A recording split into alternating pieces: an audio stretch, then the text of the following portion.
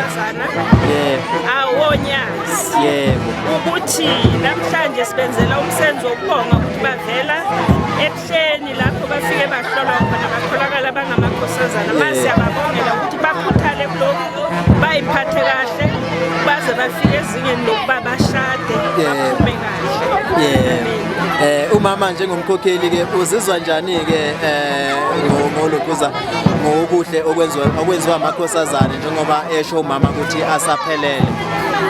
Mina ngizizwa ngijabulile kakhulu ukuthi lokhu akwandele noma ubani yilokhu ngijabulile ngizoba yana ukuthi bayiphathe kahle ebuntombini babo umsebenzi omuhle kakhulu. Hayi siyabonga kakhulu mama.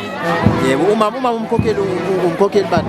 Umkhokheli Masikhosana uganele kaHadebe wasethuthukani Temple.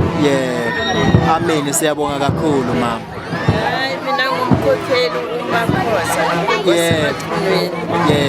ngaphansi bakumlandisi wasesawukela. Siyabonga sibonga kuba bomama abaphakamisile umsebenzi wengane uphumelele.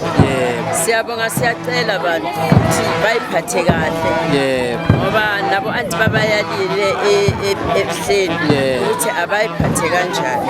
Sicela uNkulunkulu azabe nabo bahlukane nje ney'nswelaboya ngoba zifuneki iy'nswelaboya ebuhleni bamaNazaretha. Ngiyacela kakhulu ngiyabonga kakhulu.